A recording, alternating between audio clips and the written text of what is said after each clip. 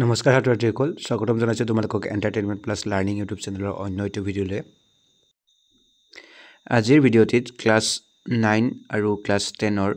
উপযোগী হোৱাকৈ অসমীয়া ব্যাকৰণৰ কেইটামান প্ৰশ্নৰ উত্তৰ লৈ আহিছোঁ এই কুৱেশ্যন এনসাৰ কেইটা তোমালোকৰ মেট্ৰিক পৰীক্ষা 2026 ৰ বাবে অতি গুৰুত্বপূৰ্ণ তেন্তে আহক পলম নকৰি আজিৰ ভিডিঅ'টো আৰম্ভ কৰোঁ ইয়াৰ প্ৰথমটো কুৱেশ্যন হৈছে যে সন্ধি ভাঙিব দিছে তোমালোকৰ শব্দকেইটা হৈছে প্ৰত্যেক নিশ্চয় একাদশ উপৰ্যপৰি পৰীক্ষা যথেষ্ট এতিয়া যদিহে আমি প্ৰথম শব্দটো হৈছে প্ৰত্যেক এটো যদি সন্ধি ভাঙিবলৈ যাও তেতিয়া হলে হ'ব প্ৰতি যোগ এক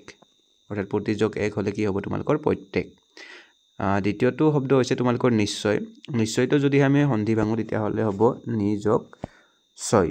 নিশ্চয় ওকে তৃতীয়টো শব্দ হৈছে একাদশ শব্দটো আমি সন্ধি ভাঙিলে হ'ব 1 যোগ 10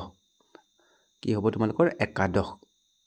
চতুৰ্থটো শব্দ হৈছে তোমালোকৰ উপৰ্যপৰি শব্দটো আমি সন্ধি ভাঙিলে হ'ব উপৰি যোগ উপৰি নেক্সট 5 নম্বৰ শব্দটো হৈছে তোমালোকৰ পৰীক্ষা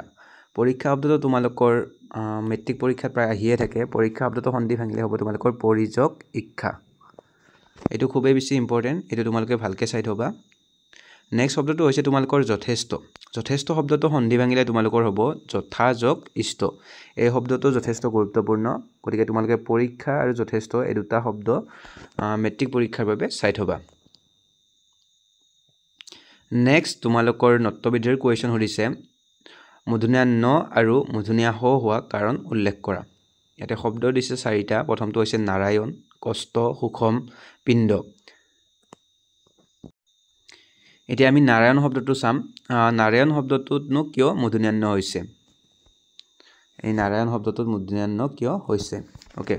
ইয়াৰ উত্তৰ লিখিলে তোমালোকে এনেকৈ লিখিব লাগিব যে নাৰ শব্দৰ পিছত থকা অয়ন শব্দৰ দন্ত্যান্ন মূৰ্ধন্য হয় অৰ্থাৎ নাৰ শব্দৰ পিছত থকা অয়ন শব্দৰ দন্ত্যান্ন কি হয় মূৰ্ধন্য হয় ইয়াতে তোমালোকক দেখুৱা হৈছে ইয়াতে ব্ৰেকেটত নাৰ যোগ অয়ন কি হ'ব নাৰায়ণ ইয়াতে প্ৰথমতে অয়ন শব্দটো তোমালোকৰ দন্ত্যান্ন আছিল কিন্তু যেতিয়া নাৰ শব্দটোৰ লগত এই অয়ন শব্দটো যোগ হৈছে তেতিয়া অয়ন শব্দটোৰ দন্ত্যান্নটো মূৰ্ধন্যলৈ পৰিৱৰ্তন হৈছে গতিকে এনেকৈ তোমালোকে লিখিব লাগিব যে নাৰ শব্দৰ পিছত থকা অয়ন শব্দৰ দন্ত্যান্ন মূৰ্ধন্য হয় ঠিক একেদৰে ৰামায়ণ শব্দটোতো তোমালোকে একেই নিয়ম লিখিব লাগিব যে ৰাম শব্দৰ পিছত থকা অয়ন শব্দৰ দন্ত্যান্ন মূৰ্ধন্য হয় নেক্সটটো হৈছে তোমালোকৰ কষ্টটো তোমালোকৰ মূৰ্ধন্য হ কিয় হৈছে হেতু লিখিব লাগে ইয়াৰ কাৰণটো হৈছে যে ত বৰ্গৰ বৰ্ণৰ লগত যুক্ত দন্ত্য হ মূৰ্ধন্য হ হয় অৰ্থাৎ যেতিয়াই ত বৰ্গৰ কোনো বৰ্ণৰ লগত দন্ত্য হ যুক্ত হয় হেতু সদায় কি হ'ব মূৰ্ধন্য হ হ'ব ত বৰ্গৰ বৰ্ণ বুলি কোৱাৰ লগে লগে তোমালোকৰ মূৰ্ধন্যত্ব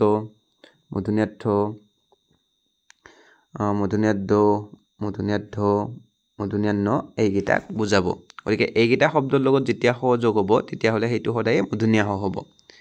নেক্সট শব্দটো হৈছে তোমালোকৰ সুখম হু উপসৰ্গৰ পিছত থকা সম শব্দৰ দন্ত্য হ মূৰ্ধন্য হ হয় অৰ্থাৎ হু শব্দৰ পিছত যদিহে সম শব্দ থাকে দন্ত্য হ থকা সম শব্দ থাকে এই দুটা শব্দ লগ লাগিলে এই দন্ত্য হটো মূৰ্ধন্য হলৈ পৰিৱৰ্তন হয় ঠিক একেদৰে বিষম শব্দটোৰ ক্ষেত্ৰতো একেই হ'ব তোমালোকৰ যে বি উপসৰ্গৰ পিছত থকা সম শব্দৰ দন্ত্য হটো কি হ'ব মূৰ্ধন্য হলৈ পৰিৱৰ্তন হ'ব যেনে বি যোগ কি হ'ব সম এই দন্ত্য হটো তোমালোকৰ এতিয়া কি হ'ব মূৰ্ধন্য হলৈ পৰিৱৰ্তন হ'ব বিষম গতিকে তোমালোকে এনেকৈ লিখিব লাগিব যে বি উপসৰ্গৰ পিছত থকা সম শব্দৰ দন্ত্য হ মূৰ্ধন্য হলৈ পৰিৱৰ্তন হয় নেক্সট কুৱেশ্যন নম্বৰ নেক্সটটো হৈছে তোমালোকৰ পিণ্ডটোত মূৰ্ধন্য কিয় হৈছে হেতু লিখিব দিছে এটো তোমালোকৰ কষ্টটোৰ দৰে একেই যে ত বৰ্গৰ বৰ্ণৰ লগত যুক্ত হোৱাৰ বাবে দন্ত্যান্ন কি হৈছে মূৰ্ধন্য হৈছে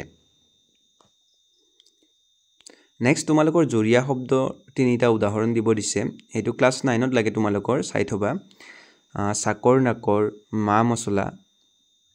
যা জলপান এইকেইটা হৈছে একোটা জৰিয়া শব্দ গতিকে তোমালোকৰ প্ৰায়ে লিখিব আহে ক্লাছ 9ত গতিকে এইকেইটা চাই থবা তোমালোকে ধুনীয়াকে নেক্সট তোমালোকৰ বিপৰীত শব্দ লিখিব দিছে গুপ্ত চৰিত্ৰবন্ত আৰোহণ এতিয়া বিপৰীত শব্দ লিখিব দিছে গতিকে গুপ্ত শব্দটো আমি সকলোৱে জানো গুপ্ত মানে হৈছে লুকাই থকা গতিকে লুকাই থকাৰ বিপৰীত কি হ'ব লুকাই থকাৰ বিপৰীত নিশ্চয় তোমালোকৰ ব্যক্ত হ'ব ব্যক্ত মানে হৈছে প্ৰকাশ পোৱা বা জনাজাত হোৱা গতিকে গুপ্ত শব্দটোৰ বিপৰীত শব্দ হ'ব তোমালোকৰ ব্যক্ত ব্যক্ত বুলি কোৱাৰ লগে লগে তোমালোকে জানিবা যে জনাজাত হোৱা গুপ্ত মানে হৈছে লুকাই থকা আৰু ব্যক্ত মানে হৈছে জনাজাত হোৱা বা চবে জনা গতিকে গুপ্তৰ বিপৰীত কি হ'ব ব্যক্ত তাৰ পিছত দ্বিতীয়টো শব্দ হৈছে তোমালোকৰ চৰিত্ৰবন্ত মানে হৈছে তোমালোকৰ ভাল চৰিত্ৰ গতিকে ইয়াৰ বিপৰীত কি হ'ব চৰিত্ৰহীন অৰ্থাৎ যাৰ চৰিত্ৰটো একেবাৰে বেয়া চৰিত্ৰ নাই নেক্সট শব্দটো হৈছে তোমালোকৰ আৰোহণ মানে হৈছে তোমালোকৰ ওপৰলৈ উঠি যোৱা গতিকে ইয়াৰ বিপৰীতটো কি হ'ব আৰোহণৰ বিপৰীত হ'ব তোমালোকৰ অৱৰোহণ অৰ্থাৎ তললৈ নামি অহা আৰোহণ মানে হৈছে তোমালোকৰ ওপৰলৈ উঠি যোৱা আৰু অৱৰোহণ মানে হৈছে তোমালোকৰ তললৈ নামি অহা গতিকে আৰোহণৰ বিপৰীত হ'ব অৱৰোহণ এইটো এটা ইম্পৰ্টেণ্ট শব্দ হয় তোমালোকে চাই থবা নেক্সট শব্দটো হৈছে তোমালোকৰ নেক্সট প্ৰশ্নটো হৈছে সমাৰ্থক শব্দ লিখা সমাৰ্থক শব্দ মানে আমি জানো যে একে অৰ্থ বুজোৱা শব্দ প্ৰথমটো শব্দ দিছে তোমালোকৰ স্বৰ্গৰ সমাৰ্থক শব্দ আমি যদি লিখিবলৈ যাওঁ সেইটো হ'ব সৰগ নেক্সট নীৰৱতা মানে হৈছে তোমালোকৰ মনে মনে থকা নীৰৱতা গতিকে নীৰৱতাৰ সমাৰ্থক শব্দটো হ'ব মৌনতা মানে হৈছে মনে মনে থকা নেক্সট প্ৰস্তৰৰ সমাৰ্থক শব্দ হ'ব তোমালোকৰ শিল ইয়াৰ পিছত দেৱাল শব্দটোৰ তোমালোকৰ সমাৰ্থক শব্দ হ'ব প্ৰাচীৰ দেৱাল শব্দটোৰ সমাৰ্থক শব্দ কি হ'ব তোমালোকৰ প্ৰাচীৰ গতিকে আজিলৈ ইমানে ধন্যবাদ নমস্কাৰ